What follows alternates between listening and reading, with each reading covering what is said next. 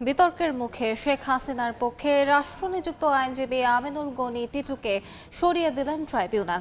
এই মুহূর্তে বিশেষ ট্রাইব্যুনালে আছেন রিপোর্টার আফজাল হোসেন। সরাসরি যাচ্ছি তার কাছে। আফজাল, বিতর্ক ওঠার পরে আজকে যখন এই মামলার শুনানির জন্য তিনি প্রস্তুতি নিয়ে এসেছিলেন, কিন্তু ট্রাইব্যুনাল যেটি বলেছেন যে তার একটি পোস্ট নিয়ে বিতর্ক দেখা দিয়েছে, তিনি আসলে এই মামলার শুনানি করতে পারেন কি না, বা এটি কতটা আইনি যে নীতিকতা রয়েছে তার সঙ্গে যায়। এরপরে কিন্তু আমিনুল গনি টিটুকে তিনি দায়িত্ব থেকে সরিয়ে দিয়েছেন এবং ট্রাইব্যুনাল বলেছেন এই শেখ হাসিনার আদালত অবমাননার মামলায় নতুন করে আরেকজন আইনজীবী নিয়োগ দেওয়া হবে।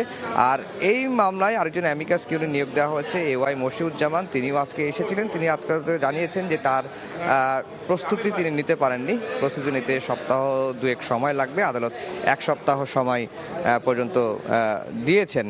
তো মোটা দাগে যদি বলা চলে যে শেখ হাসিনার বিরুদ্ধে এই আদালত অবমাননার মামলাটি হয়েছিল, তিনি যেটি দিল্লিতে থাকা অবস্থায় তিনি বলেছিলেন গাইবান্ধার একজন আওয়ামী লীগ নেতার সঙ্গে টেলিফোন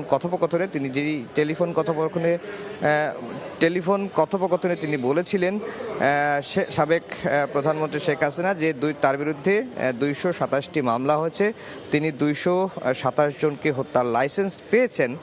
এই বক্তব্যটি প্রসিকিউশন পরীক্ষা করে দেখে এবং পরীক্ষা করে দেখে যেটি প্রসিকিউশন প্রমাণ পায় যে এটি শেখ হাসিনারই বক্তব্য এবং এই বক্তব্যের জন্য শেখ হাসিনার বিরুদ্ধে আদালত অবমাননার অভিযোগ আনেন এবং আদালত অবমাননার অভিযোগ আনার পরে যেটি হয়েছে, তাকে শেখ হাসিনার বক্তব্য চাওয়া হয়েছিল, তাকে সশরীরে হাজিরের জন্য পত্রিকায় বিজ্ঞপ্তি দেওয়া হয়েছিল।